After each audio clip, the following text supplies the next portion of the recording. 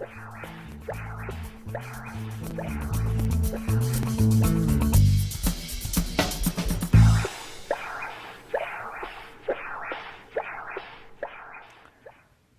the next chapter, we will discuss the current guidelines for the aortic valve replacement. But remember, these guidelines may change in the next years with new procedures on the horizon, such as the transcatheter percutaneous aortic valve implantation. Already in 1968, Professor Ross and Professor Braunwald described the natural history of aortic stenosis. And we can clearly see that there is a long asymptomatic stage over many years, but once there is an onset of symptoms, the average survival goes down rapidly and patients have a very poor prognosis and are in need of urgent valve replacement. You can also see in the lower image, once patients undergo aortic valve replacement, the survival is almost restored to a normal life expectancy. What are the classical symptoms of aortic stenosis that we expect? Angina, syncope or dizziness, and of course heart failure with dyspnea and breathlessness, which are due to the increasing obstruction and myocardial overload. What are the current major indications for surgery and valve replacement?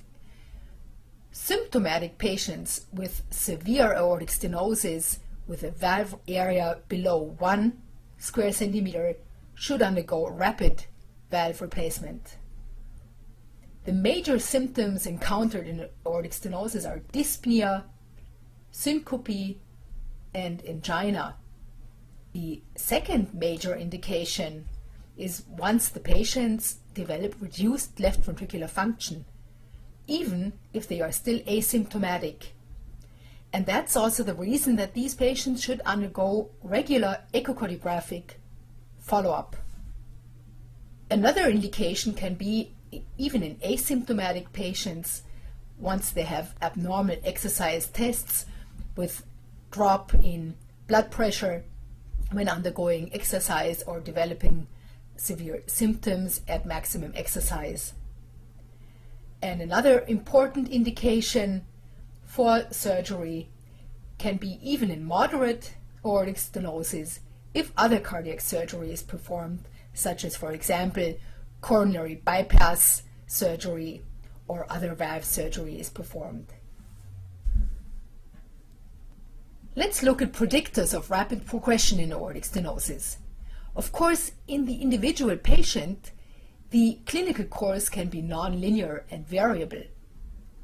An important role plays the valve morphology, or if the valve is bicuspid or tricuspid, but especially if the valve is very thickened and heavily calcified, this predicts the upcoming need for valve replacement and symptom onset.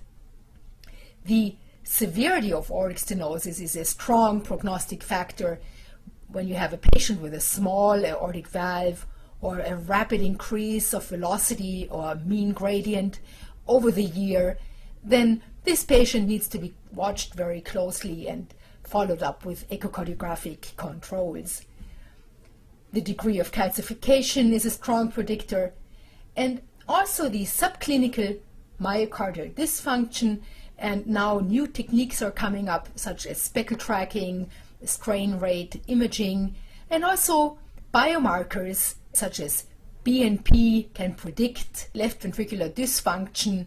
How should we manage patients with aortic stenosis? As long as patients are asymptomatic, a follow-up every 1 to 2 years is sufficient, and we should perform a clinical assessment. We should ask them for symptoms and perform echocardiography to assess also the left ventricular function. But we need shorter intervals if the aortic stenosis is severe, if the valve is heavily calcified, if we have an uncertain left ventricular function, or if uncertain or unclear symptoms appear. So in summary, it's always important to look for symptoms in aortic stenosis or for signs of left ventricular dysfunction. If the patient has to undergo cardiac surgery for other reasons, such as cardiac bypass surgery, then valve replacement should even be performed in moderate stenosis. But always bear in mind that the valve replacement is really an individual decision in every patient.